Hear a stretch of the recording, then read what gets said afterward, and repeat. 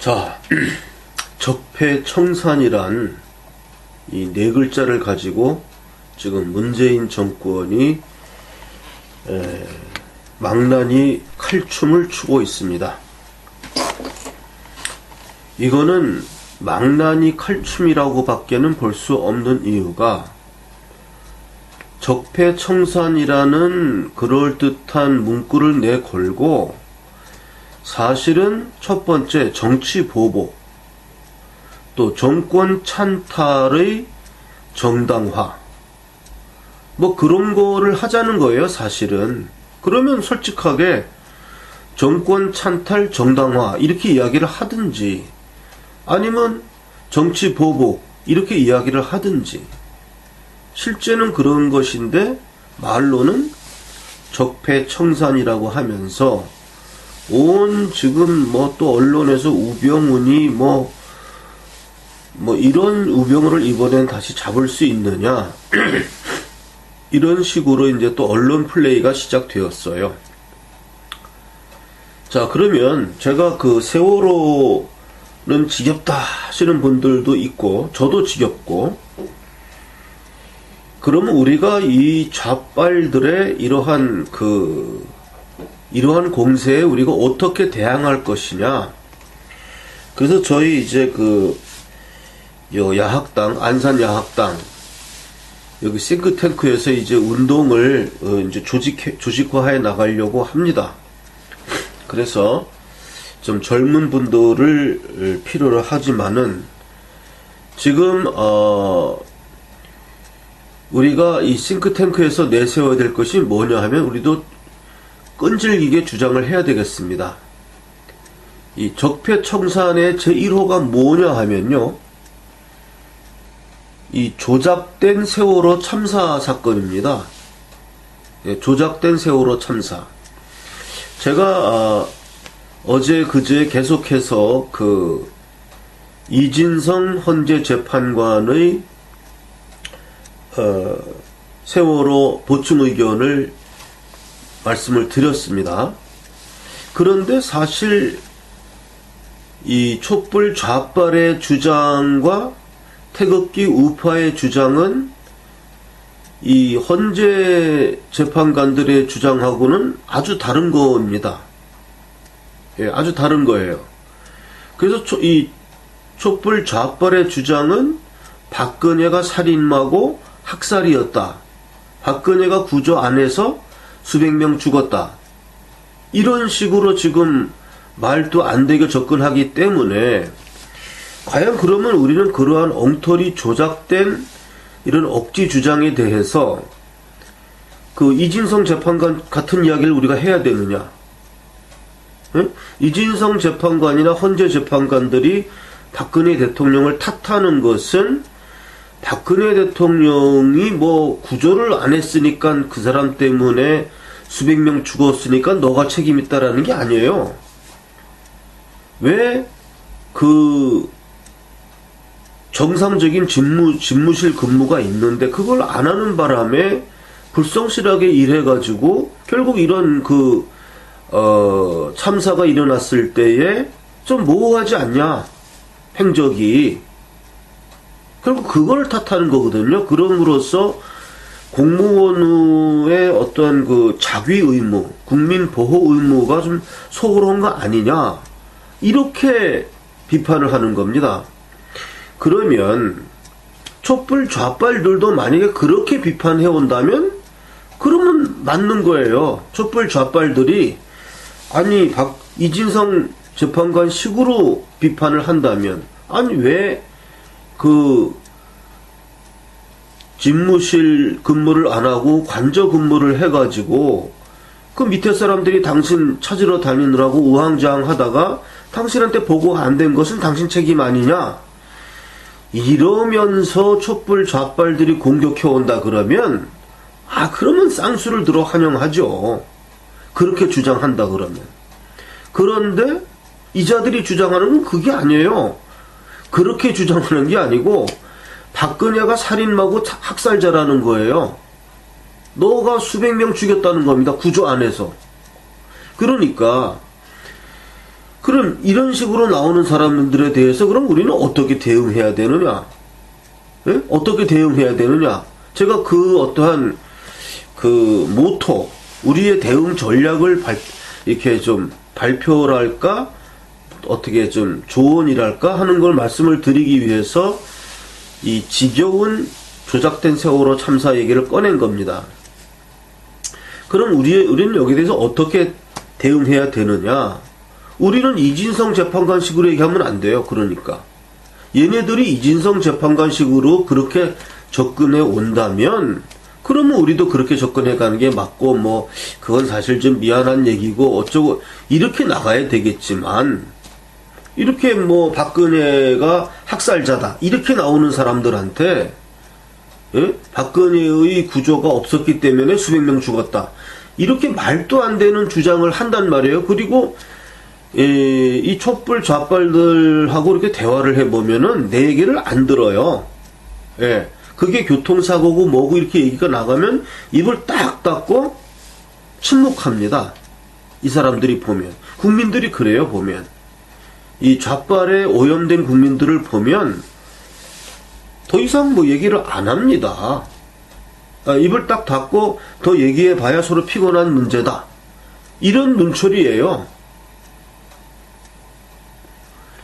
서로 터놓고 이야기, 그럼 왜 그게 교통참사냐, 뭐, 박근혜가 왜 살인마냐, 이러면서 서로 대화가 되면, 그게 토론이 되는데, 얘네들은 그게 아닙니다.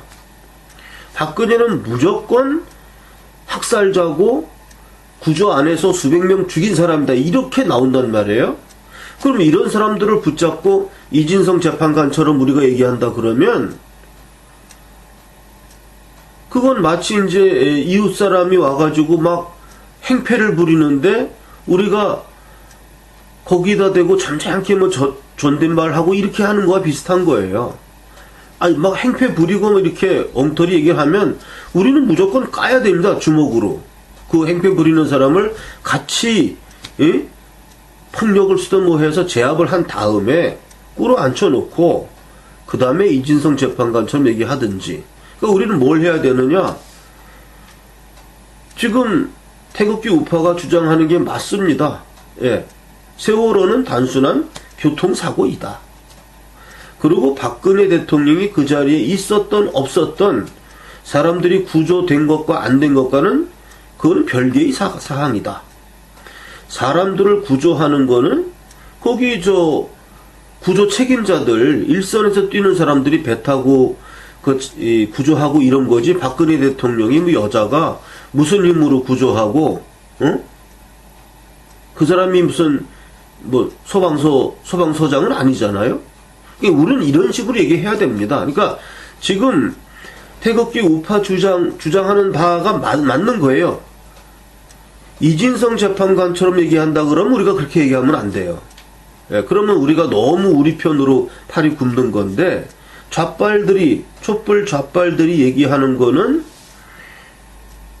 박근혜가 학살자다. 구조 안에서 수백 명 죽었다. 그리고 그 시간에 구태했다. 이렇게 주장하는 사람들이거든요. 그렇게 주장하는 사람들한테 뭘 우리가 존댓말하고 무슨 점잖은 얘기를 합니까? 그렇게 주장하는 사람들이기 때문에 우리 역시 그럼 좋다. 그럼 우리는 세월호는 그냥 교통사고야. 교통사고고 박근혜 대통령은 그 사람 죽은 거랑 관계가 없어.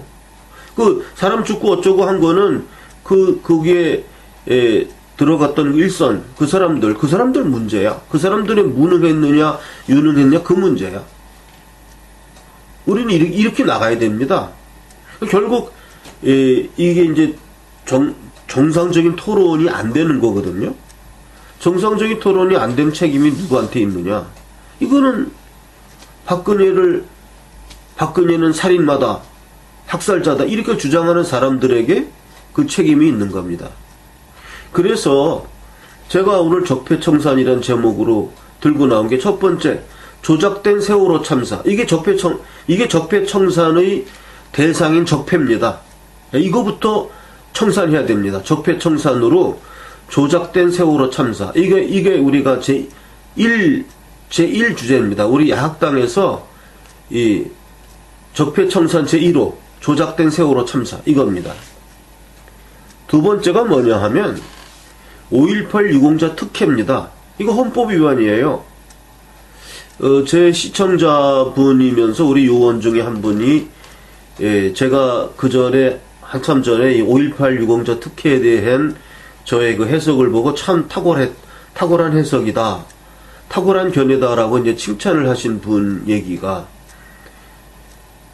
우리 고선 대표만이 5.18 유공자 그 특별법에 대해서 아니 5.18 유공자들이 그렇게 억울하고 그 자녀들이 그렇게 어렵게 됐으면 국가가 그 사람들한테 돈을 줘야지. 응? 돈을 주거나 뭐 무슨 대학 등록금을 대주거나 무슨 병이 나면은 병 치료를 해주던가 이렇게 해줘야지. 왜 공무원을 시켜주냐? 응? 공무원을 시켜서 이 사람들을 도와준다는 게 말이 안 된다. 차라리 그렇게 도와주고 싶으면은 돈을 줘라. 그게 맞는 거라.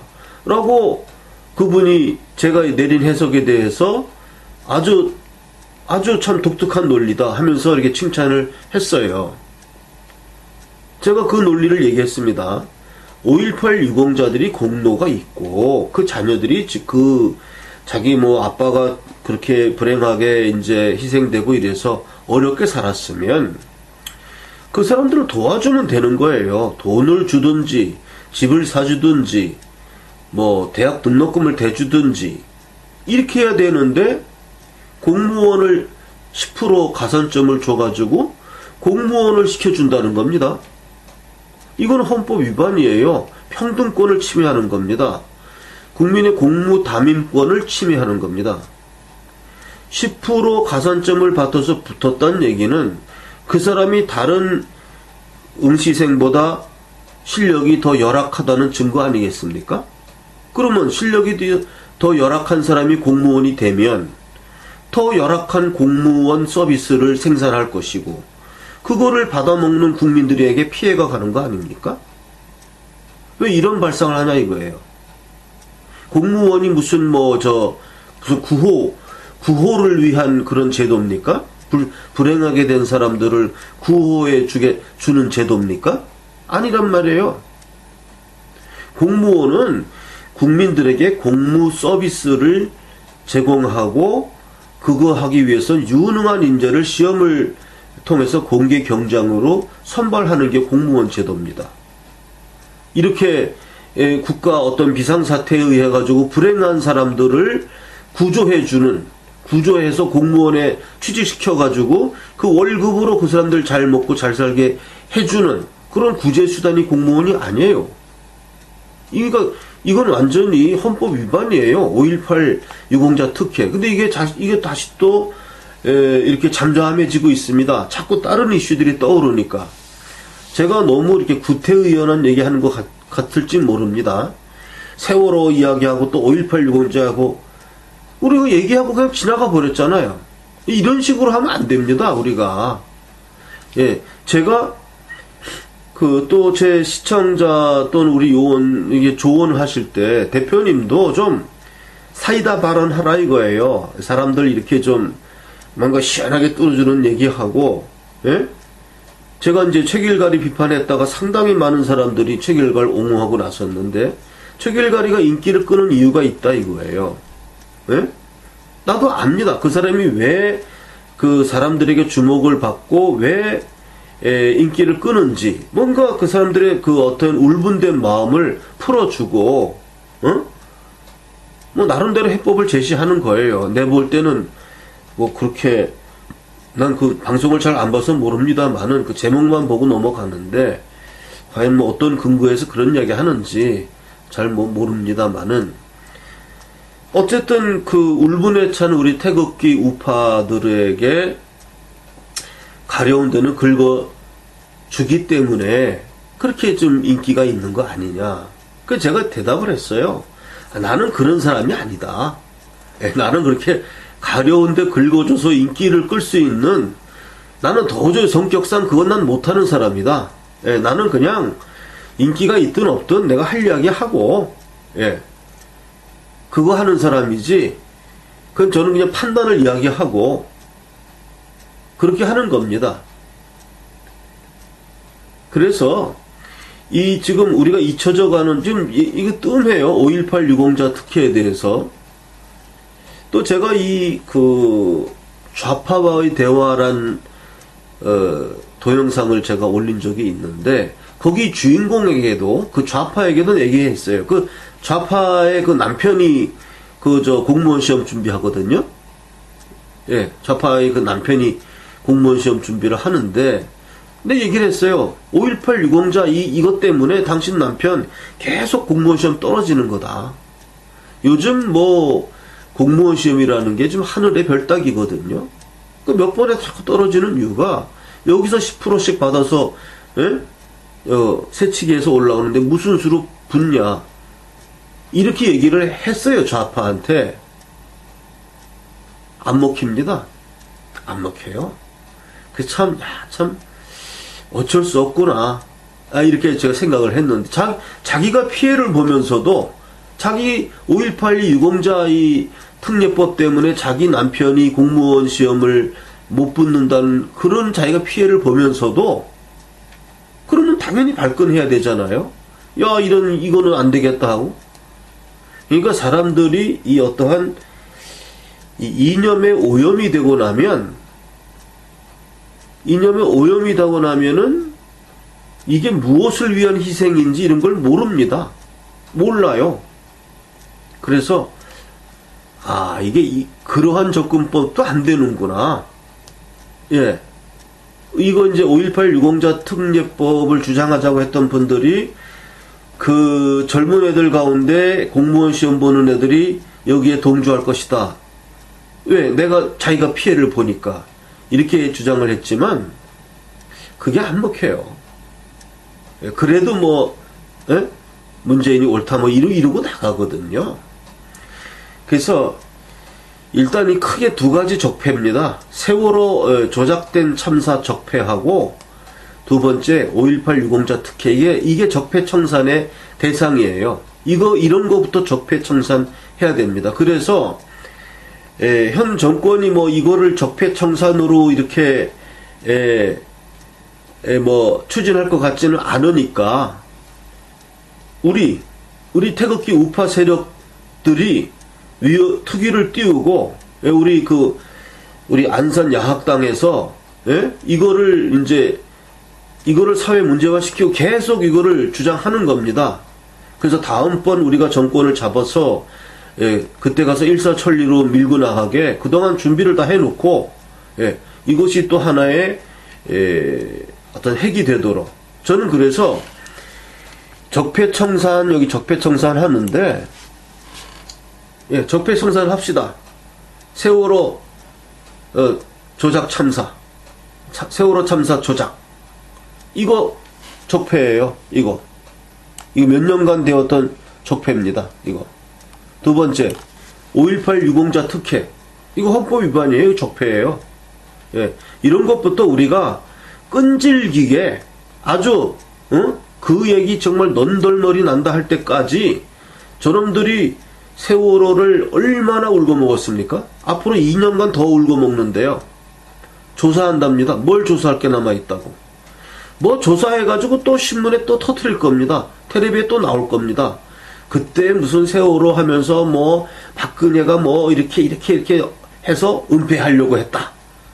뭐 그런 수사에 무슨 발표가 있었다. 요렇게 해가지고 또 여론몰이 하려는 게 뻔합니다. 그래서 우리도 그냥 가만히 있으면 안 되고요. 멍하니 보면 안 되고 뭐 유튜브라도 좋으니까 이러한 어떤 이런 이슈를 가지고 이거 특위를 띄워서 우리도 계속 이걸 주장해야 됩니다. 적폐청산. 이렇게 말도 안 되고 생 거짓말 치고 우기고 하는 이런 세력들한테 이진성 재판관 같은 이런 이야기 할 필요가 없어요. 우리가. 이진성 재판관의 판단이 보니까 나름대로 법조인다워요. 다운데 그거는 당신하고 우리랑 이렇게 할 때 얘기고 지금 우리 상대방은 이진성 재판관이 아니에요. 이 촛불 좌빨들이기 때문에 얘네들은 무슨 저놈들이 먼저 반칙을 하는데 우리는 원칙을 지킨다? 예, 아니에요. 그러니까 우리도 그냥 우리도 막 주장하는 겁니다. 그래서 이런 적폐청산을 우리가 해야 되겠다. 이 조작된 세월호 참사 조작하고 5.18 유공자 특혜 이거야말로 적폐다. 적폐청산이 대상이다. 이상입니다. 제가 방송 말미에는 꼭 제가 광고 방송을 편집해서 올립니다. 그러니까 이 광고 방송이 시작될 때에는 그만 보셔도 됩니다. 이미 많이 보셔서 제가 내는 광고를 알고 계신 분들은 또 볼 필요가 없고요. 광고 이 멘트 이 화면이 나오면은 이제 다른 동영상을 보셔도 됩니다. 그러나 이제 광고 내용이 뭐 며칠 지나면 계속 제가 업데이트를 시키니까 새로운 광고가 있는가 싶은 분들은 광고 내용을 계속 보시고 제 방송을 계속 보아서 광고를 이미 알고 있는 분들은 또 안 보셔도 됩니다. 이상입니다. 예, 제 핸드폰 번호입니다. 010-5300-7901 태극사랑 대표 고선의 핸드폰 번호입니다. 용건이 계신 분은 문자 메시지를 이 핸드폰으로 보내시면 됩니다. 저 태극사랑의 계좌입니다. 국민은행 595137-01-001768 태극사랑입니다.